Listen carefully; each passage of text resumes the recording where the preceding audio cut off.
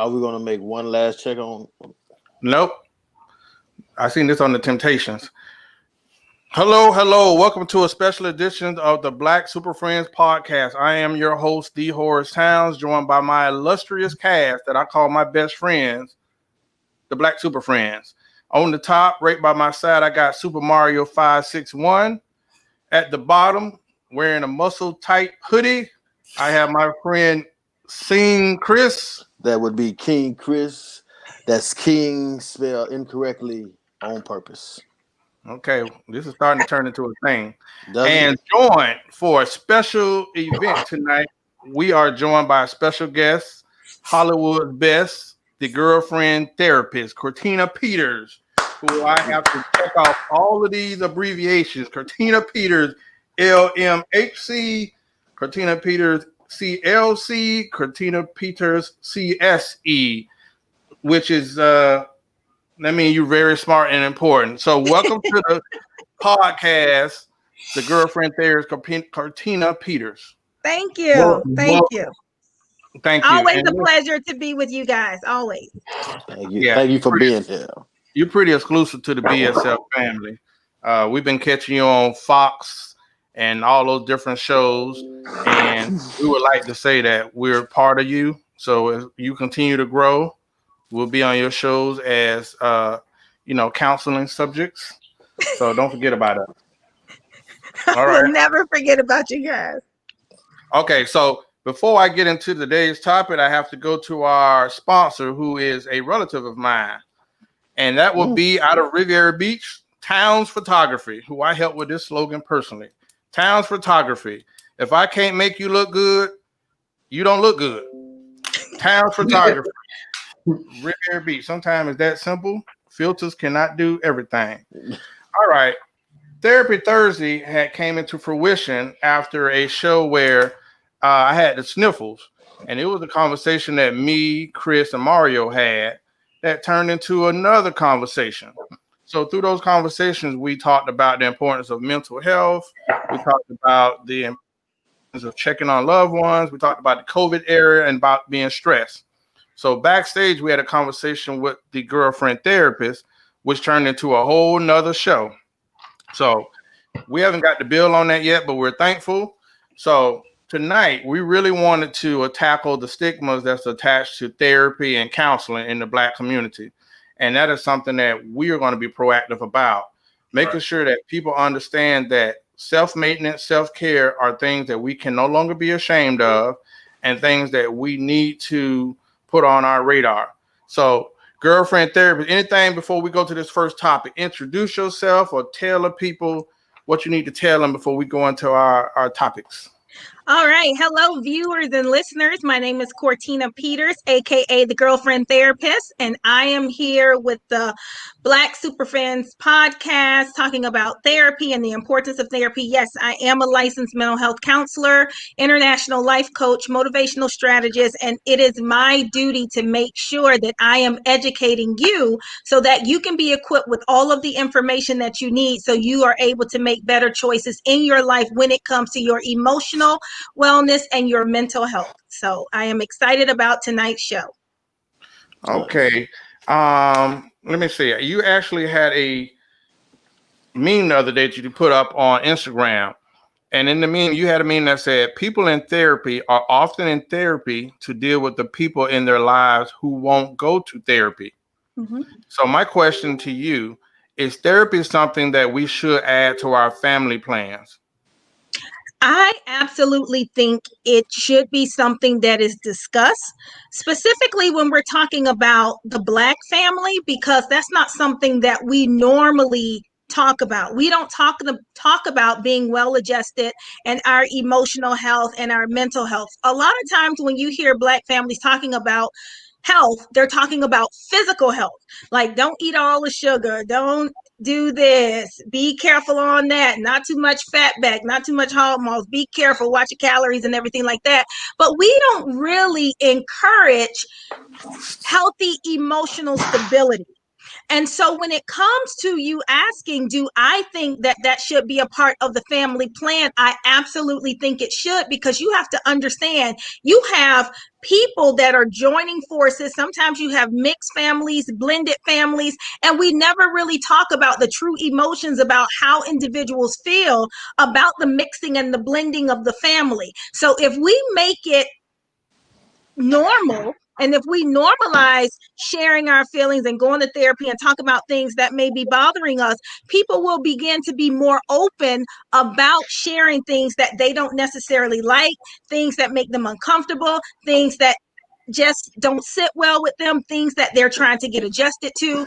So I think it just, like with everything else, it goes into it. A lot of times when we talk about dating, some people do ask, when was your last HIV test? When was your last, STI test? Because that's something about health that you want to make sure before you start engaging sexually with someone. I think that you should ask, okay, are you seeing a therapist? Where are you on your healing journey? What interpersonal work have you done on yourself? Because when that interpersonal work is not done, you may have clash of the titans in the relationship. Yeah, well, the follow up on that question quickly is, because most of us came up in church, whether we paid attention or not, we grew up in churches, and we were taught that the pastor or different people in the church would be our counsel. But I'm asking, should people be open to therapy that isn't faith-based? Therapy or counseling outside of the pastor or church, is that something that people should accept, dealing with professionals more than the faith-based that we've been taught? So I don't want any pastors or ministers or evangelists or bishops, apostles to get mad at me. They are not qualified to handle mental illness or individuals who are emotionally unstable. I think everybody has their place.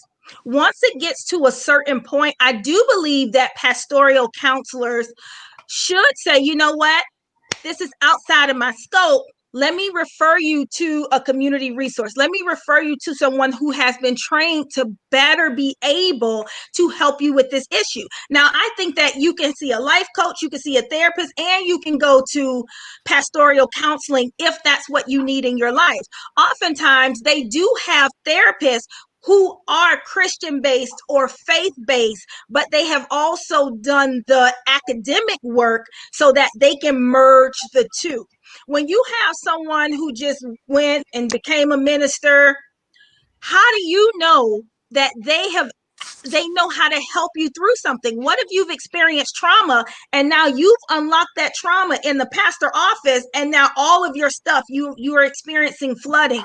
You're now experiencing all of these things that you stuffed for so long. How do you know that they are equipped to handle everything that may come up for you? So you want to make sure that you are doing your due diligence. Now, there are some pastors who are indeed licensed mental health counselors. That's the best of both worlds, because you're getting what you want.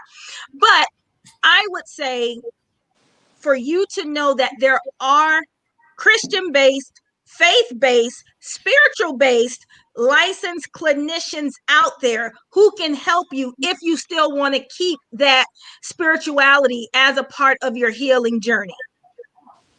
Well, before I go to Chris, I wanted to ask this question. This is personal.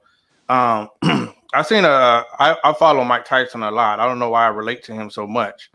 And despite all of the stuff that he's went through, you see a lot of growth and evolution in Mike. And Mike's very honest. He's very vulnerable. And he always talks about how he's still fighting some of those demons. So I say right now, the person I was 10 years ago, I'm not that person. I'm nicer now. I'm wiser. I'm more forgiving. I'm more understanding. And I don't like it. But I feel sometimes I feel soft. I feel like, you kind of battle with that a little bit. I want to ask, whether it's subconsciously or intentionally done, why do we reject our growth? Fear. Because when we're not in a position to grow, we know where we are, right? So we're comfortable with that because we're comfortable with where we are. When we talk about people growing emotionally, it's pushing you to a place of unknown because you don't know it and it's foreign. And we as individuals, we don't like to be uncomfortable. We don't like to sit and be patient with the state of moving forward and progress. We like the idea of what progress means. We like the idea of what it means to grow. However, a lot of us don't actually like the process of actually growing. So in us feeling afraid, we self-sabotage. We don't necessarily do the things that we need to do to make sure that we are growing, and we just stay stuck because fear paralyzes us. Okay, Chris, you had a question. Well, my question kind of pertains to how you led it off. So can you read that again? The meme that she posted. Which one? So a lot of times we are in therapy to deal with the people in our life who are not in therapy. Yeah. Okay. So I kind of took that thought process and formulated my question. My question is, if you can't help who you love, how do you help who you love? Well, the thing is, they have to be willing to. I tell everybody, all of my patients and anybody who I'm talking to, we cannot change anybody. So you have to ask yourself, let's just say a relationship, for example. Let's do that one first. We're in a relationship and I'm growing, you're stagnant. I have to have a come to Jesus with myself to say, am I going to be patient enough until this person comes to their self and say, you know what, I think it's time for me to do my work? Or am I just going to adjust the way I respond to this person because they're not there yet? So it's not for me to tell you to do anything or to fix you or manipulate you or change you. It's for me to say, okay, how am I going to adjust myself so that I can be in this relationship with this person? When it comes to family members, I'm very, very keen on emotional boundaries. That is something a lot of us do not have when it comes to us engaging with our family members because we feel indebted to them. We feel like we have to be loyal. We have to feel like, blood is thicker than water, and we have to just be that family unit. And sometimes we subject ourselves to unnecessary maliciousness or toxicity or negative behaviors. And so we have to know, how do I implement emotional boundaries in my own life so that I am protecting my inner peace? If that means that sometimes I go to the party, but I leave before everybody starts drinking because I know how it goes, people are going to be cussing each other out.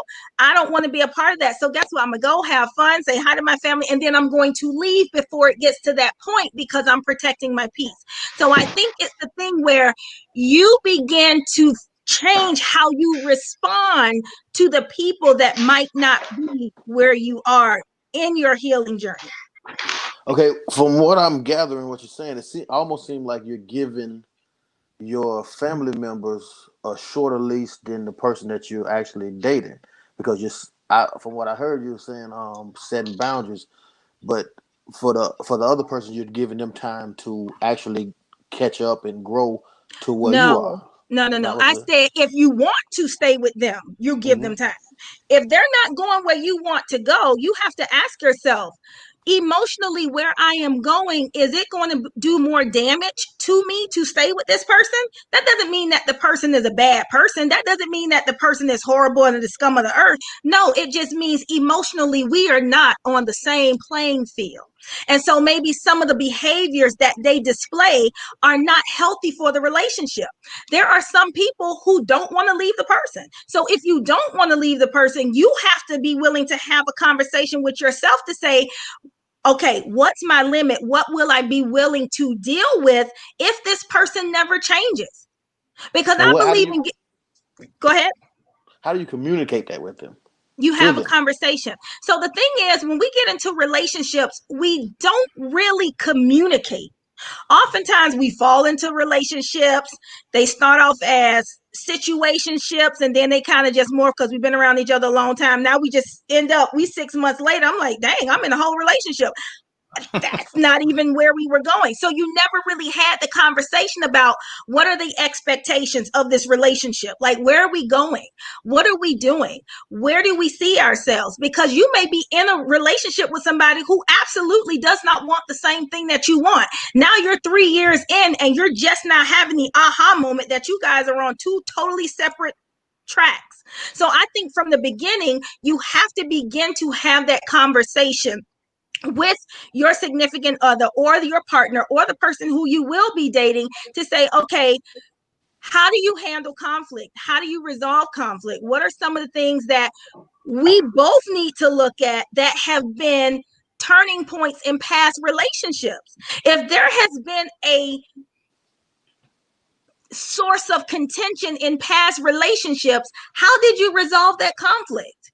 Because not saying you're bringing the past relationship into this current relationship, but how do you deal with conflict? What are some of the things that happened that made you get upset with this person? How did you deal with that? Did you hold it in? Did you not hold it in? So I think communication is the biggest thing. And too oftentimes people are afraid to communicate because they're afraid that the person is going to leave them. Okay, you said something about communication. In the pre-show group chat that we have, Zay posted something about, not pertaining to this, but he posted something about what a guy said. Same thing. Communication is simply talking and listening, but comprehension evokes an action. So how do you feel about that? Because I agree when he posted it that comprehension invokes an action. You have to act. Communication is simply just talking and listening. So how do you differentiate between the two? So communication is not just verbal, right? So communication, you have nonverbal communication and verbal communication. So if we're talking about action, that can be me communicating that I understood what you said to me. So we're talking about communication on all facets of the situation. So I'm talking about communication in its totality, not just verbal, because people can say anything. I'm communicating my feelings to you. How are you going to communicate back to me that you now understand what I was saying? Okay. How do you do that? Through action, through words. You say, okay, if I'm hearing you right, you don't have to say it like that, but you say, okay, are you saying that when I do this, you feel that? Yes, that's what I'm saying. And if your behaviors no longer do that, guess what? You're communicating to me that you understood what I was saying to you.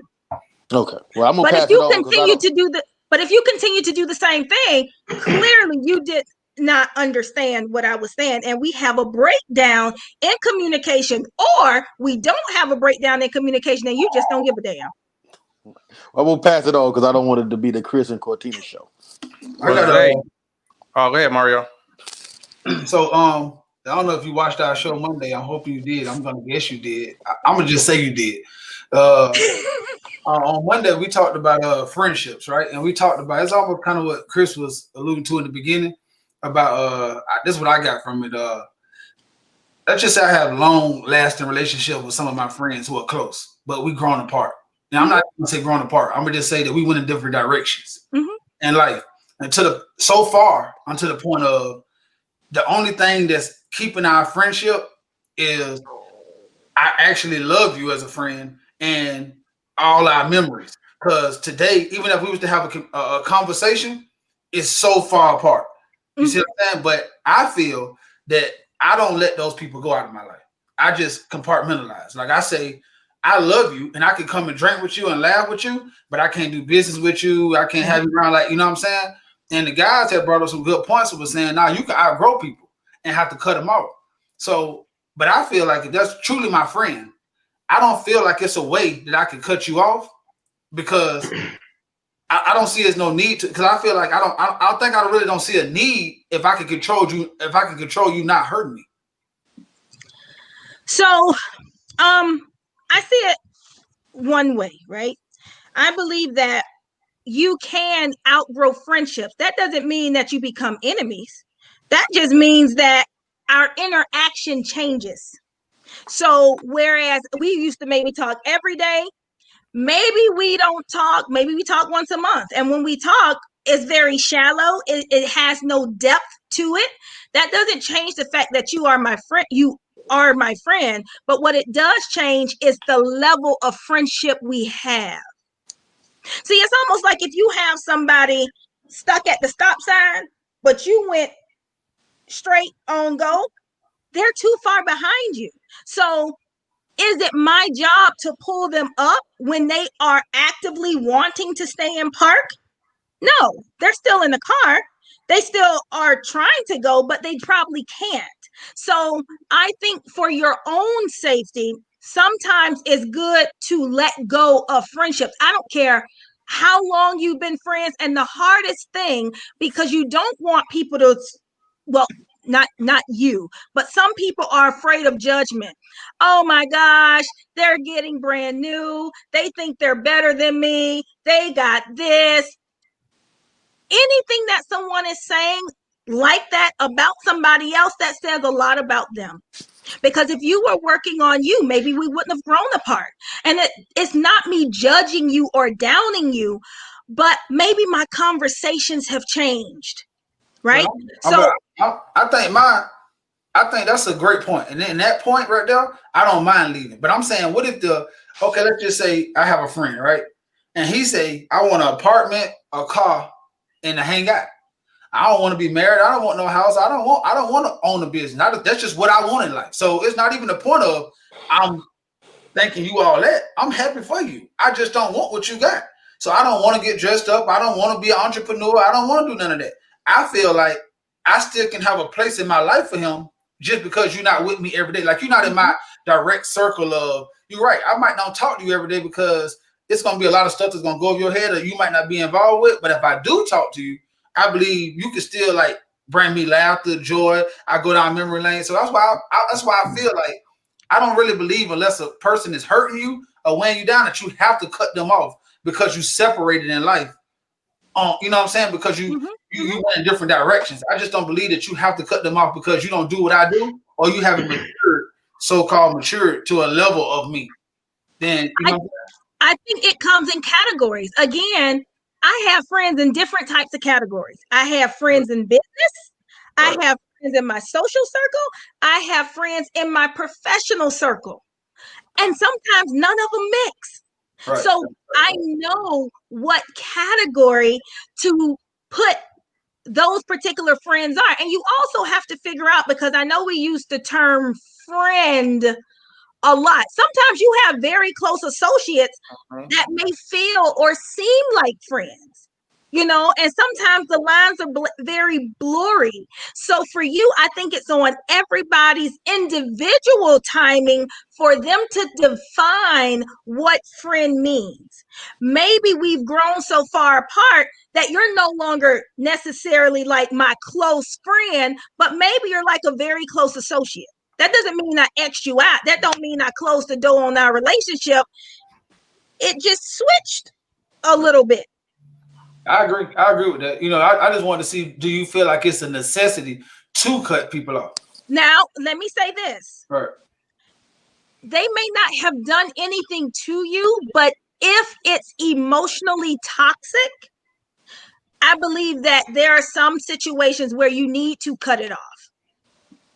But again, that's an individual basis, and it really depends on if you find yourself lowering yourself, if you find yourself changing or morphing to make them feel good, that might not be a good friendship because you're changing who you are to make them feel better so that they don't feel inferior to you.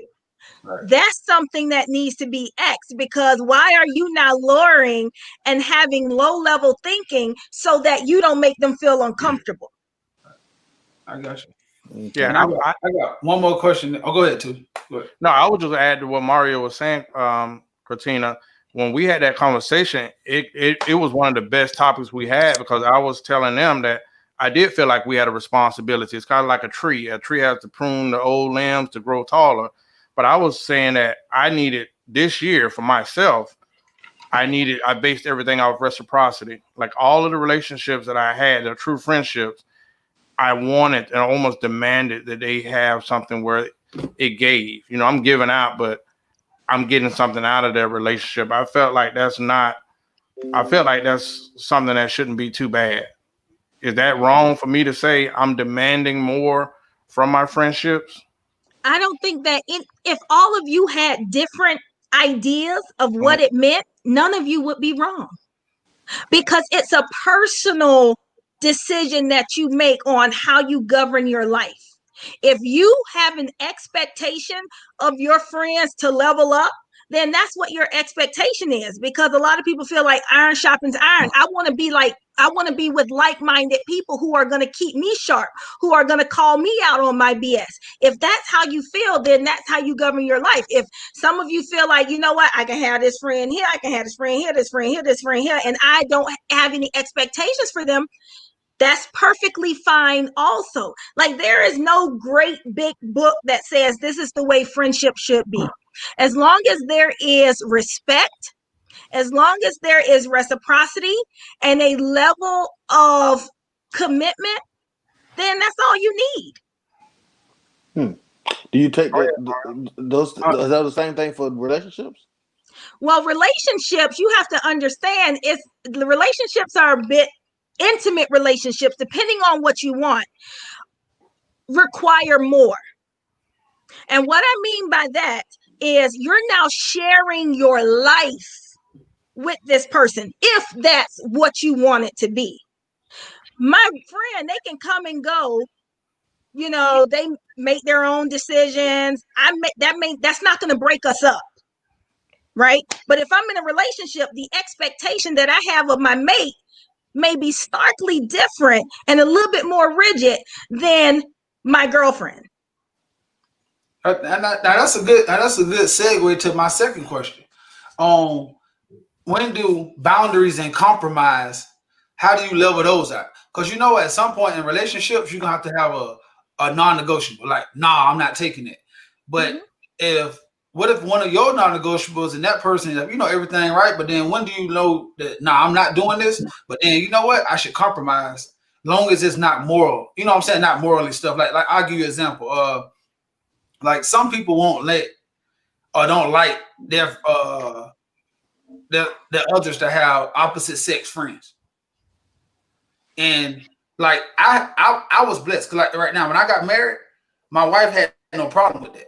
But I have women who are close to me, who are my friends, and I felt like, nah, I'm not, like, I need them. Like we need each other. You know what I'm saying? Like, it's not even about, it's just that that's actually my friend. I don't feel like I should have to give them up because of intimidation or a preconceived, you know what I'm saying, determined thing that you have of she might be too close to y'all. You know what I'm saying? But I feel like in a lot of relationships, when I talk to people, that you get in a relationship, cut them off. And then it's even worse with men. A lot of men feel like they're not dating a woman who have men as friends.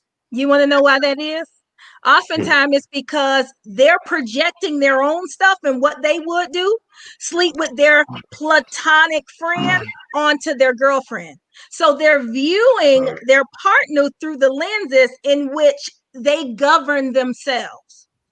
So, and they probably don't trust themselves. And if they don't trust themselves, they're probably thinking, well, I trust my girl, but I don't know what the guy might be thinking. So I don't want her to have any contact with any male friends. For me, the way I would interpret that is, if I am your girlfriend and you trust me, are you now saying that you don't trust me enough not go down that road? Even if it were to happen, you don't trust me enough to think that I would step in and not allow that to happen? But then again, I think it's because people allow past experiences to bleed into current relationships. I believe that every relationship needs to be independent of itself, not based on, well, this is what I went through in my past relationship. That's why it's important for people to heal. And again, having those conversations in the beginning, like, what are your non-negotiables? Like, what are some of the things that you're willing to budge on and that you're not willing to budge on? And there is no way for you to be able to come up with everything. You might be 6 months in and something comes up. But you also have to remember, rules that apply for your last relationship may not apply to this relationship. So when you start a relationship, scratch everything that you thought you knew, every rule that you have, and now communicate. If your own personal rules are the same, fine. But don't have expectations of your new partner thinking that they're going to be okay with some of the stuff maybe your last partner was okay with, and vice versa. Well, that's pretty good. That's pretty good. I want to say something. Yeah, I want to say something. Go ahead, Chris. Look, I feel what you said, Cortina. I do. I love it. I love that talk. But at the same time, I kind of feel like I kind of know that Buddy just waiting for a green light. He ain't really your friend. He just want to get a green light. You just ain't gave him the access yet. And we believe that's how we not to say that I'm not a possessive type of guy, but at the end of the day, it's not that I don't want you to ditch the friend. I just want you to understand that he's your friend because you haven't gave him the green light. I've had this conversation with, or he don't want you, or he don't want you. He don't want you. Like I don't believe. And if he don't want you, I probably don't either. So that's what. so yeah, I'm just. Yeah, I don't believe there's too many men can say. I agree with Chris. I don't believe too many men can have a sexual, because it's take a different kind of dude to have a sexual attraction to a woman and only be her friend because she wants you to. That's crazy. To me, that's torture. We had that conversation before. Yeah. I'm saying the fine print is two things. One, like how we come up, we understand women having male friends because we understand the game, right? I always had an issue with, I had someone that I dated back in the past that had an issue with the fact that I didn't get mad about her having like, oh, you trust me? You said it so much to now I don't trust you because, you're going to do what you want to do. No matter what I do, I can't run you around town. If you want to do something, you're going to do it.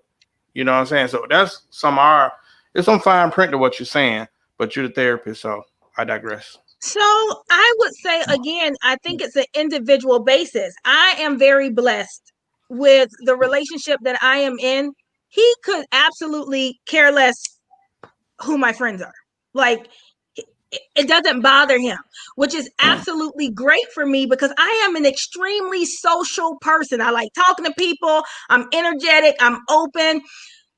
So if I got with someone and they told me I had to cut my friends off, that would hurt me a lot. And I'd be looking at them like, I don't know about this. Because when I got married, I had a very, very, very, very, very close male friend.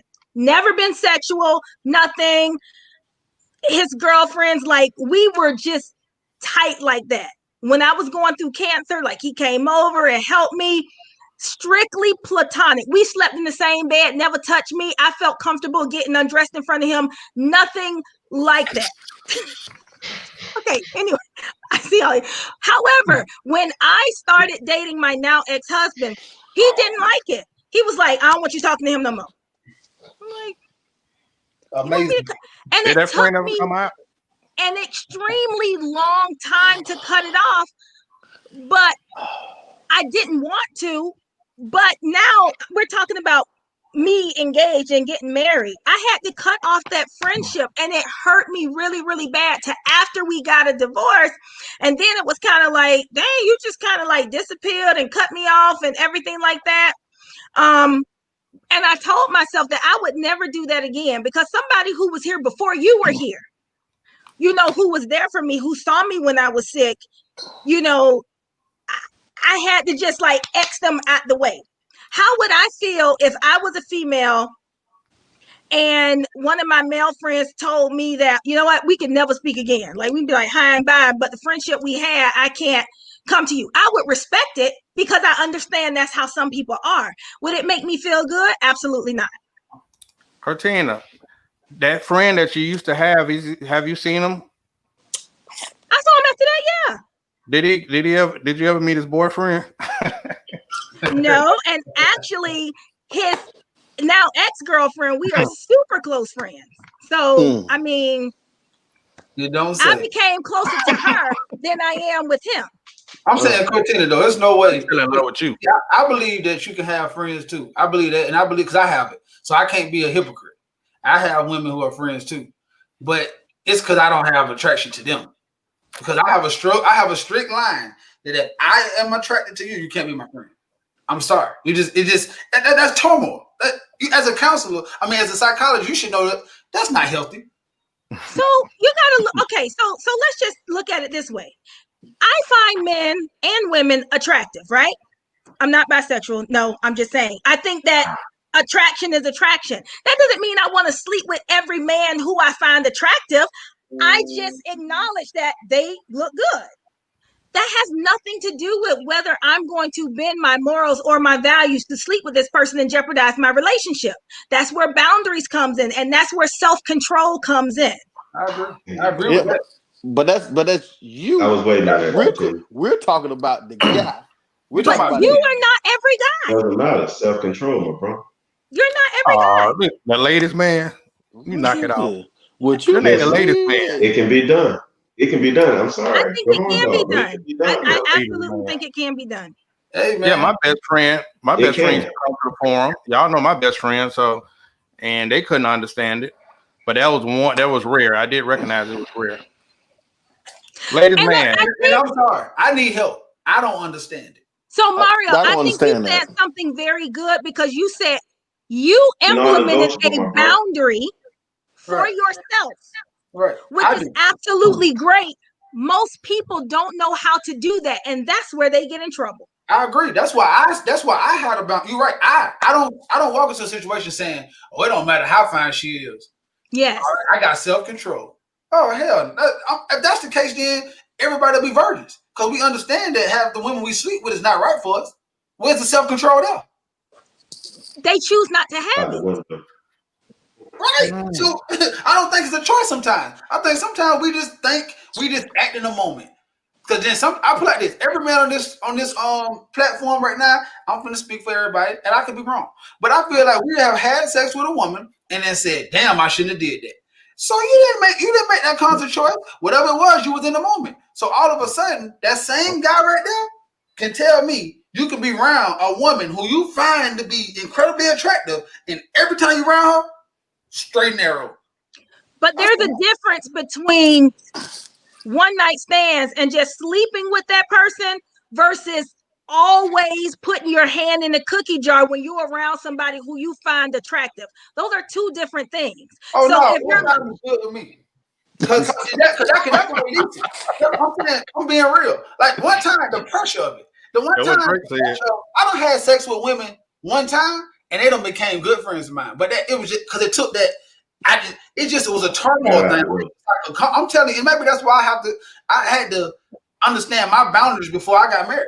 Like it's some stuff I can't do.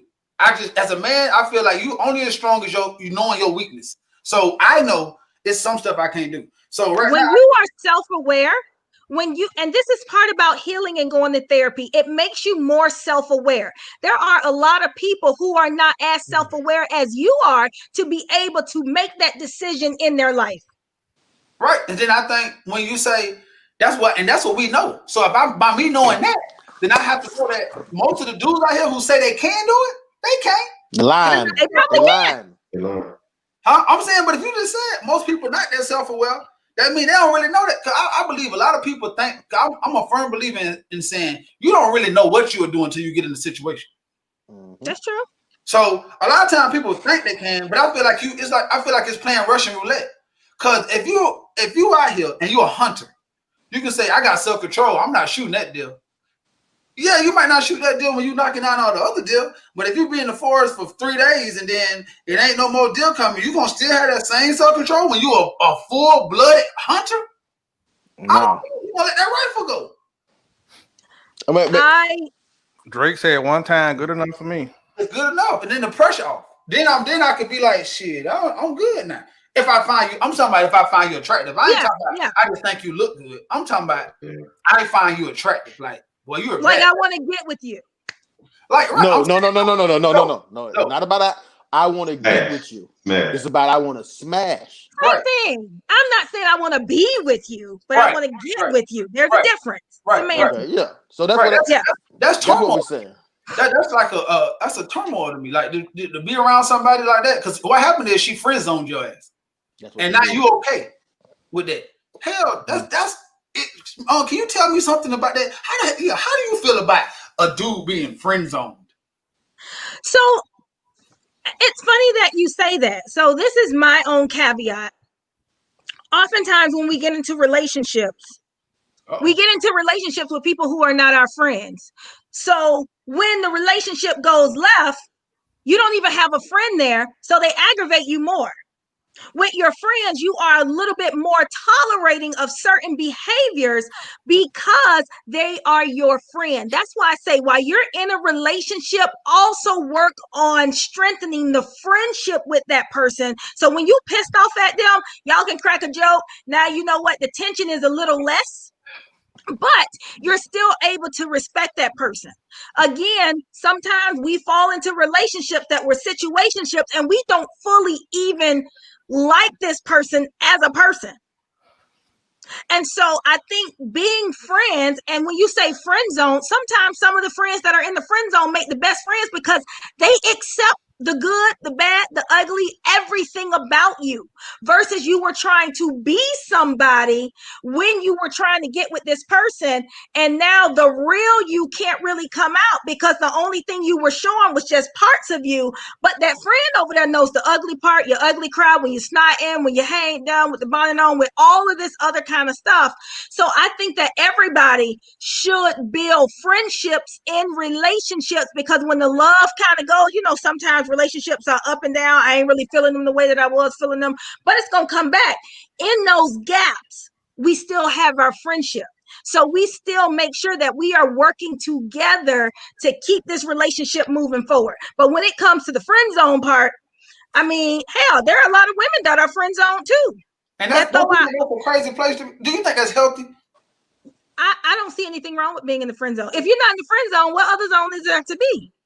Out of my life zone. So hold on. I just want to point out how I feel the friend zone is. I'm gonna paint. Yeah, define your friend zone for me. There we go. So I meet a young lady.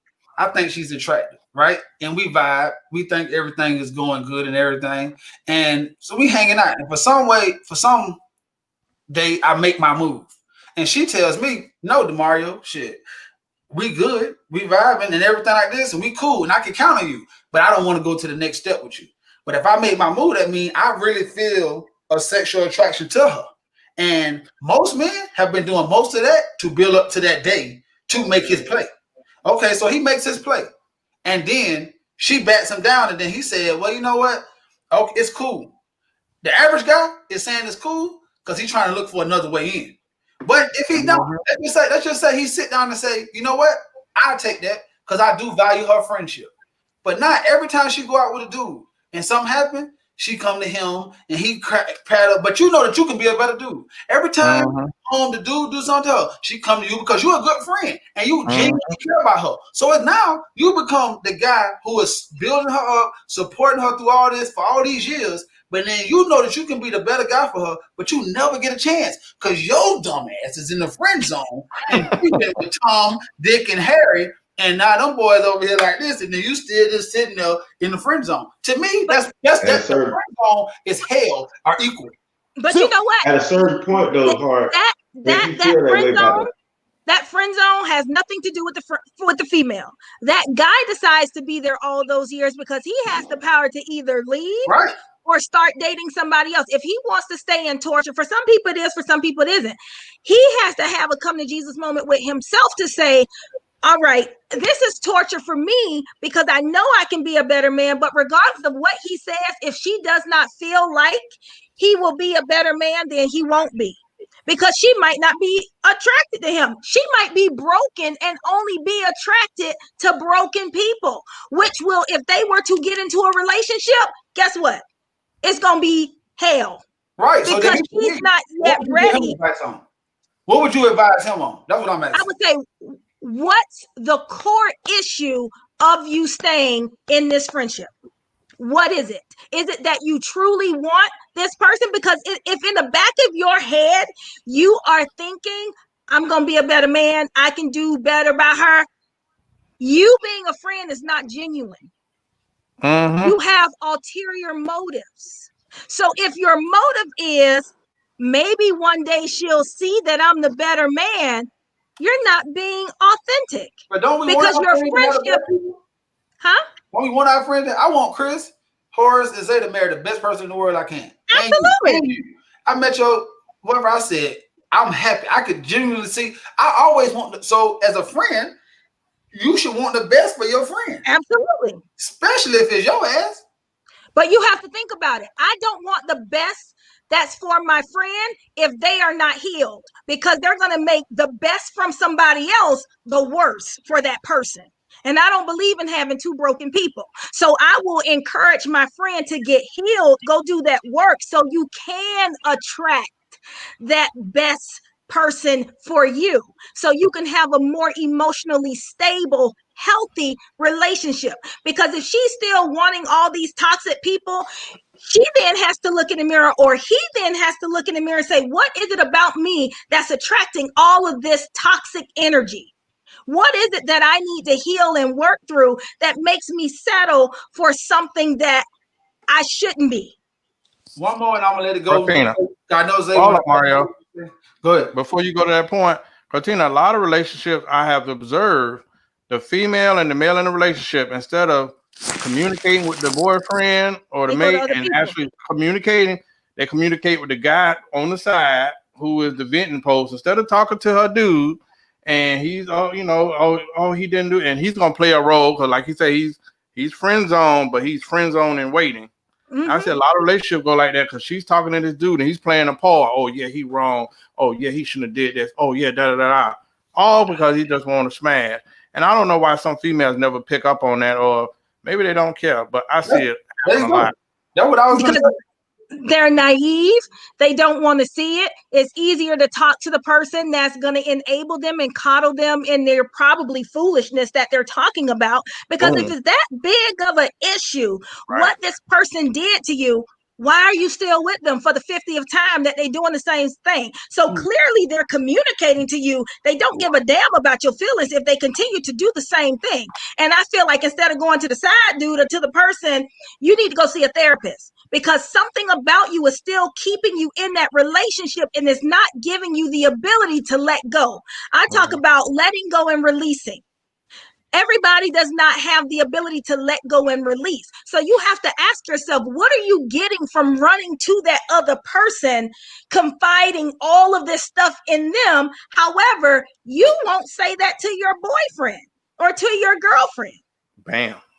So who do you really have the relationship with? It seems like the emotional relationship is with that other person. Right.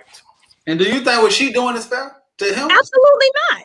Hell no. Absolutely not. A lot of people run from accountability, which Mario talks about all the time. Yeah. I just go to a new relationship that's gonna give me time. Do that to dudes, and then they act like, no, he's just my friend. But you know that dude wants you, and you using the hell out of him. Because like you just said, you can't say that to your dude, your boyfriend or whatever, but then you go back to him, pour all yourself on him. No, you don't want his ass. No, he only there because he wants your ass. And then you go back to the dude who clubbering your ass across the head. One of the things that does too, a lot of times when you have, and I'm not giving the guys a pass, I'm only speaking on some women that may be broken. They're looking for validation. So because I don't feel secure and validated in my relationship, I know what I can do to feel that. So if I go to this other person, they're going to be like, oh, you pretty, oh, you good, you better than that, you don't deserve that. That's that enabling. I need validation. I need someone to tell me that I am okay, that I am enough, because it's a core issue they've never dealt with.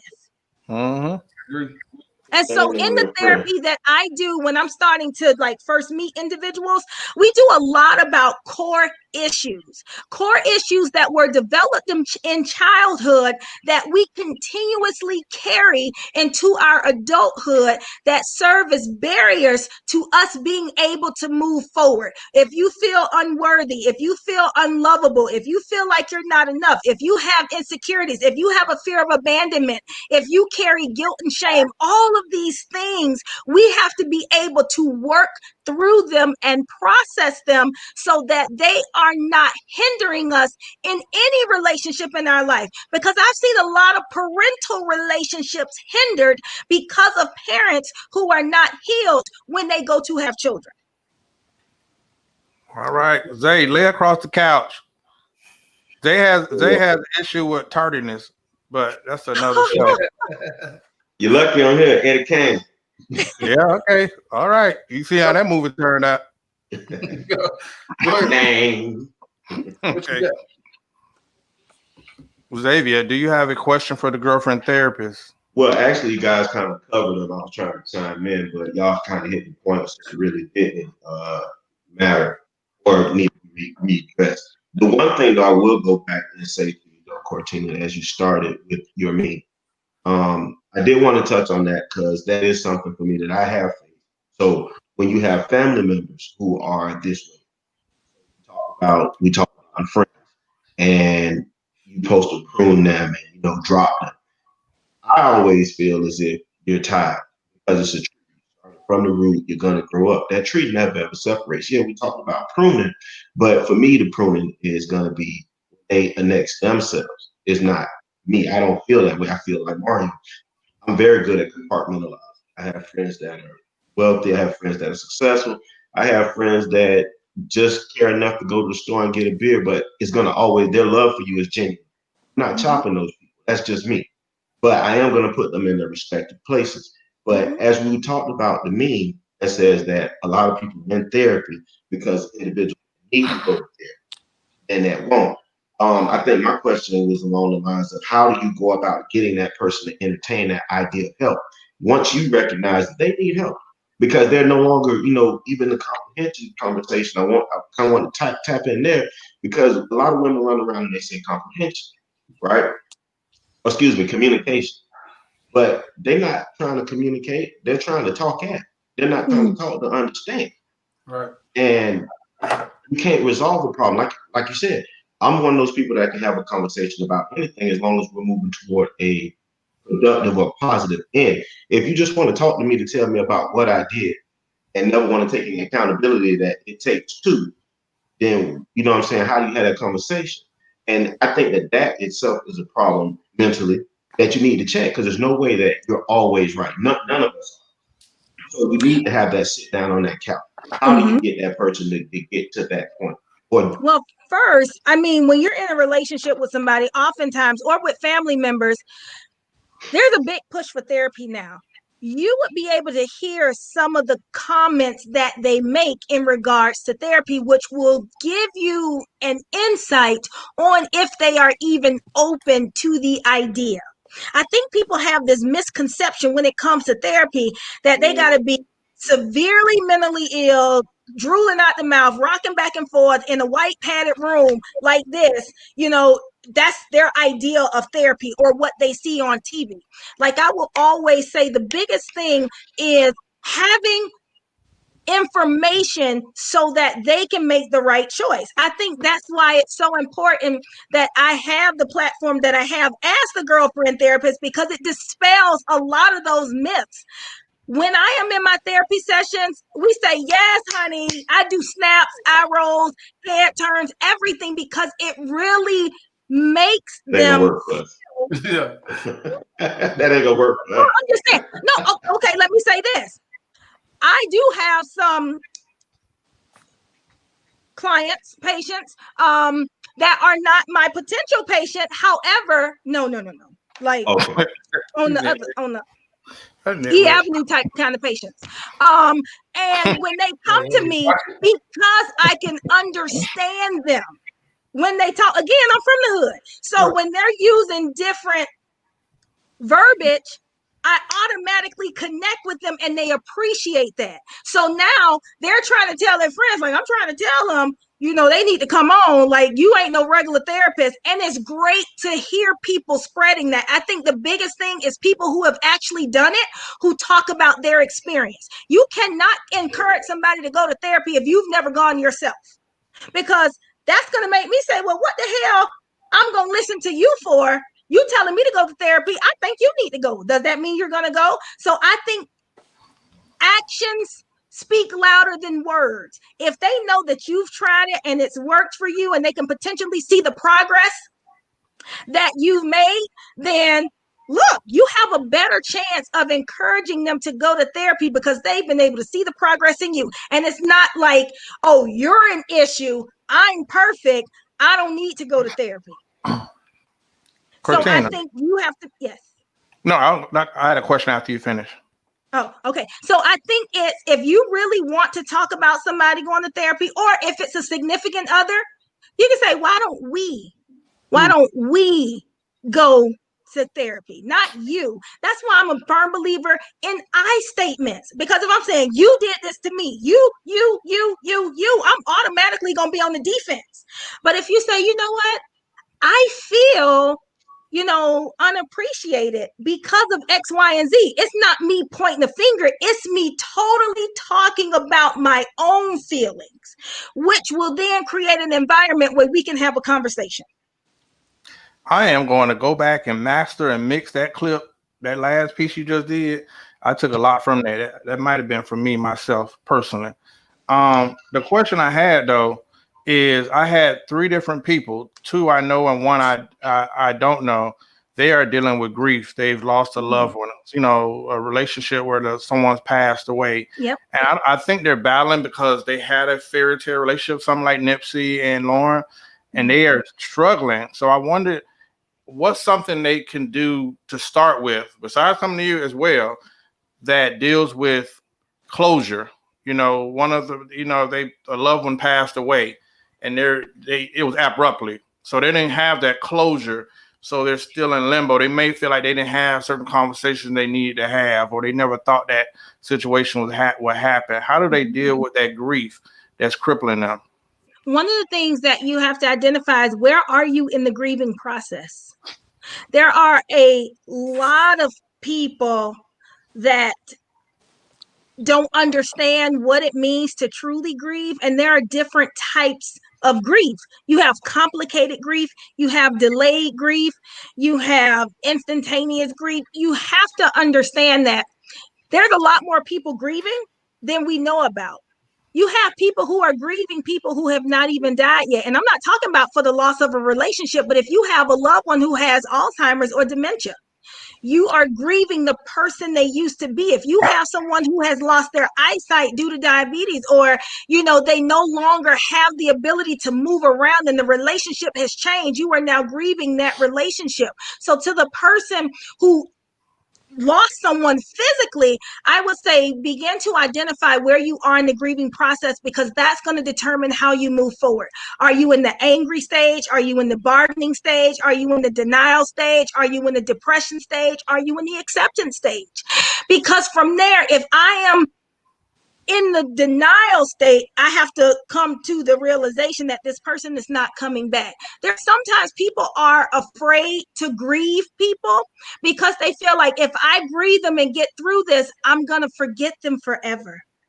If I hold on to this grief, that somehow keeps me connected to them. So you have to be able to think about, what is it that I'm holding on to, and what is my biggest fear? I understand that they are gone, but what do I think I need for me to get closure? Because what everybody needs is different. But at this moment, what do I feel I need? Do I feel I need time? Do I feel like I need to have my own memorial in my own way? Do I need to feel like I need to write a goodbye letter to them because I didn't get closure? And the biggest thing is, a lot of people, it's hard for them to get over it because there was something that they felt like they never had the ability to say. Man, that's amazing. Chris, Mario, and one thing, tell Norman, trust me, I won't need a therapist, because most therapists have therapists, and I am able to probably deal with whatever it is he has going on. He got a lot of shit going on. Full. But we might have to do a group session with him. It's gonna be about me. Make sure you bring some drink. Zay said he'll go with him, and if they go, I'll pay for their 5th session. Listen, I want to go. We're gonna have a group session with Norman. Because we're gonna go in there and be like, let me tell you about hard times. So listen, we need to do a group session. Oh yeah. So we got one for Chris and Mario. You did something too along the way. Trust me. We're gonna nip it in the bud. The girlfriend therapist. Yeah. You have been trending, and we trying to keep hold of you because you know you are international travel buddy. Name all these shows you've been on, but tell us what has been the topic that is trending most with mental health, because I've been catching you everywhere on all these networks. So one of the biggest things that I've been called in to talk about is sex trafficking, and how we deal with individuals who are survivors of sex traffic. I don't know what has happened as of late, but one population that I do work with is sex workers. I don't know. I just have an affinity for sex workers. And it's not that my job is to get them from prostituting. That's not my job. My job is to make sure that if they're doing it, that they feel okay and in what other areas of their life they want to go. I'm also really big on women empowerment. I have a new book coming out called Girlfriend Heal, because I am the girlfriend therapist. And I don't know if you guys see now, everything is about healing for men, healing for children, healing for relationships, because I think it's extremely important, specifically where we are as Black individuals. It's time for us collectively as a people to heal. And how do we do that? We first have to identify what are some of the things we need to heal. We need to heal broken relationships, broken friendships. And so that's where my focus has been when I am on all of these other platforms and networks talking about some of the things that is currently going on in the world. So, well, in our world. Is it ever necessary for someone to have therapy or have a discussion with the person that's hurt them? You know, a lot of people go to counseling, but they've never had a conversation with the person that they're having, you know, they have the resentment with. If the person is no longer a mainstay in their life, I would say no.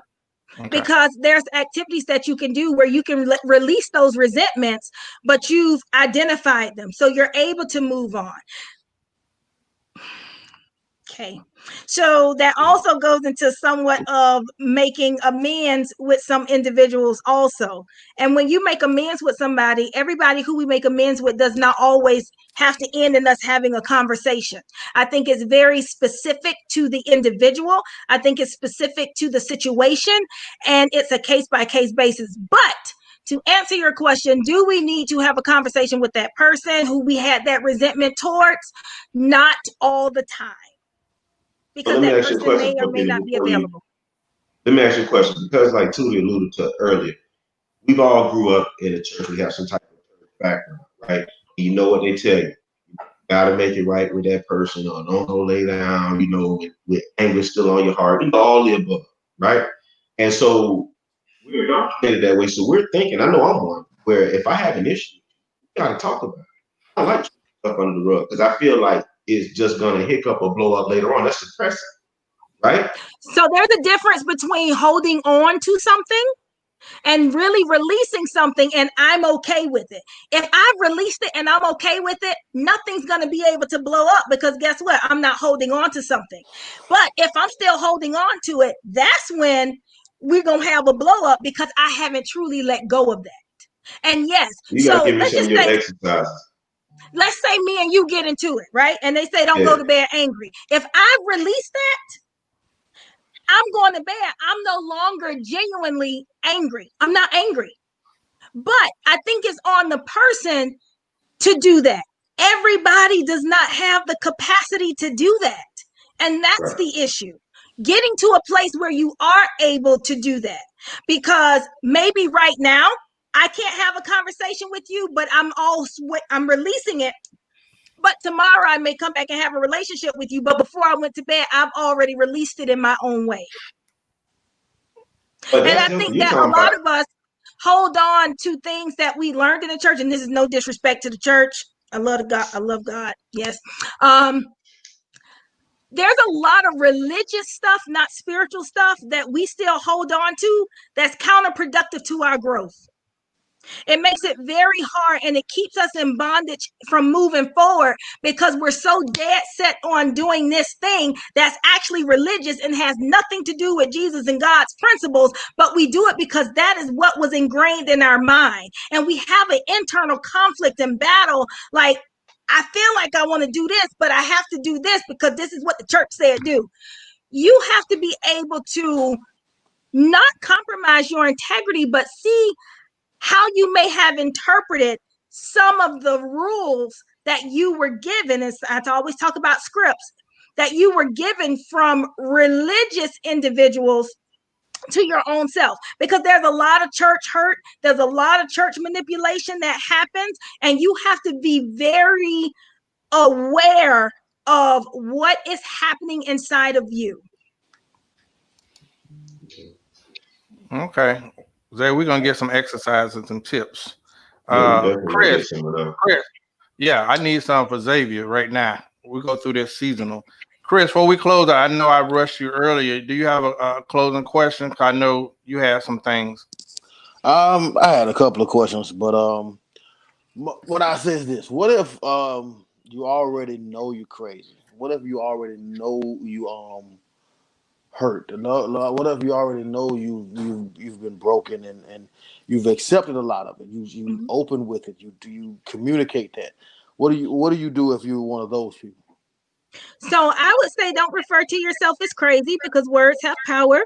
What I would say is, now that you have the knowledge that there are some adjustments, because that's what we call them, there are some adjustments, some perceptual adjustments that need to be made. What are you going to do with it? Now you have the responsibility that you've identified that I have this brokenness, or I have this hurt, or I'm carrying this pain. Now it's your responsibility about what you're going to do with it. Are you going to stay in the same place, or are you going to take the necessary steps to begin to move forward past that pain? Well, what if the pain doesn't allow you to do, try to do negative stuff? What if the pain doesn't make you be nasty to people or disrespectful to people? Pain doesn't work like that. It doesn't. No, pain doesn't work like pain is not going to prevent you from doing something. Pain is not going to make you act right. It's not like if you get rid of the pain, oh, now I'm going to go back to being a nasty ass person. No. If you've been able to not be a nasty person with the pain, what makes you think you won't be able to be a non-nasty person without the pain? You will probably be an even better person, because you've taken that off of your back. And if you've gotten past that pain, I'm pretty sure you've done some other emotional healing that will keep you being that right-spirited person. All righty.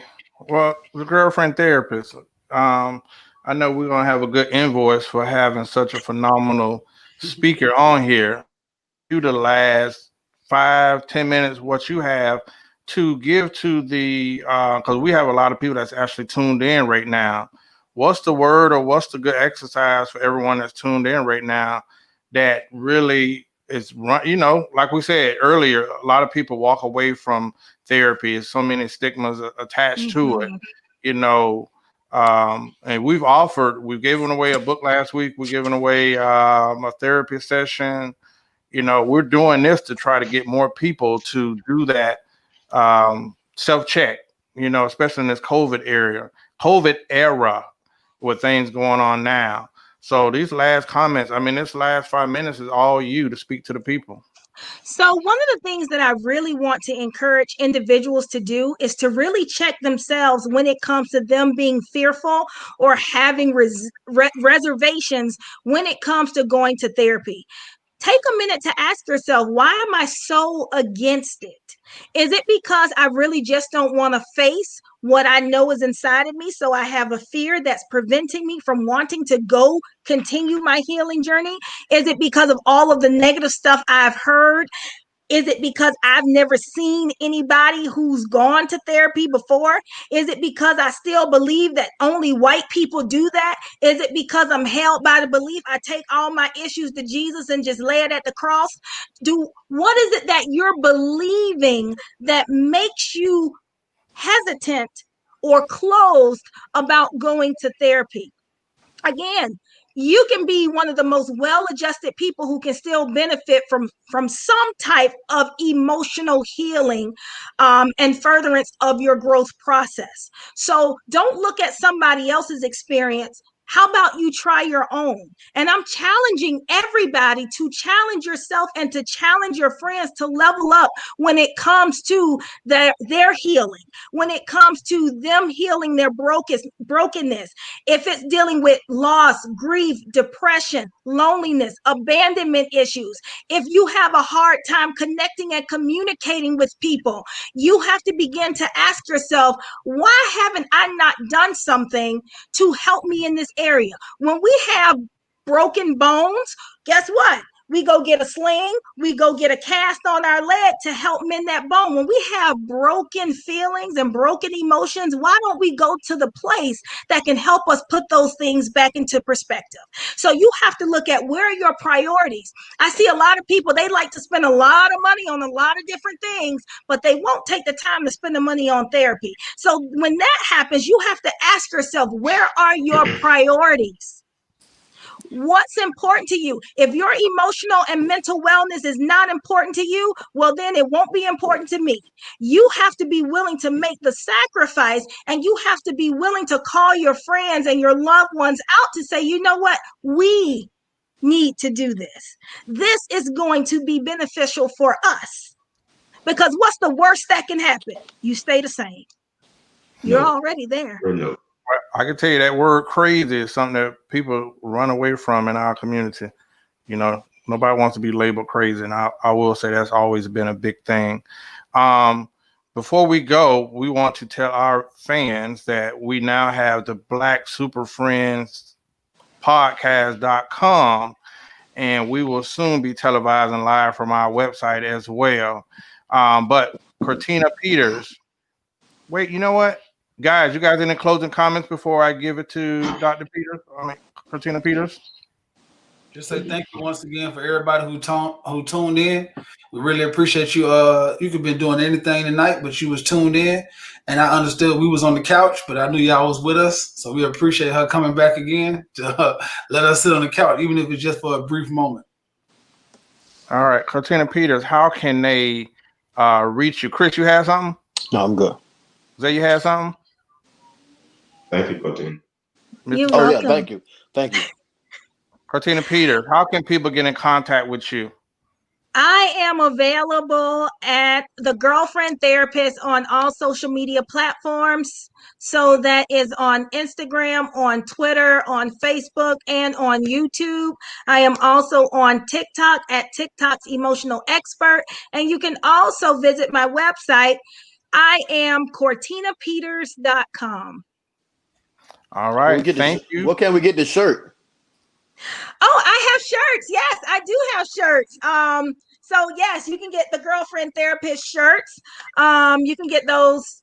Just let me know. I haven't posted them to my website yet, but I have a bunch of them. I have a lot of them.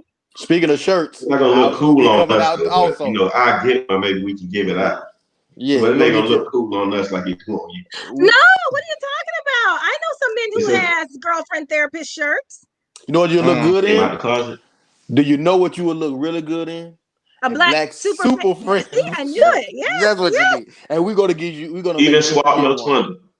Yes. Make sure it has gold lettering. Word. Okay. Gotcha. I can do that. Well, thank you for tuning in. We're going to do Therapy Thursday once a month with Cortina Peters as we can catch her. We know she's busy doing a lot of different segments. Anybody that's tuned in after misses the show, leave your comments, leave your questions for the next episode. We'll have Cortina Peters on. We're really trying to make an impact and give back and change our communities with our platform and be responsible. So we will see you the next time. This is D. Horace Towns, the ladies' man, Super Mario 561, Sing Chris.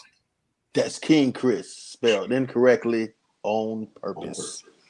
And the amazing Cortina Peters. So we will catch you next time.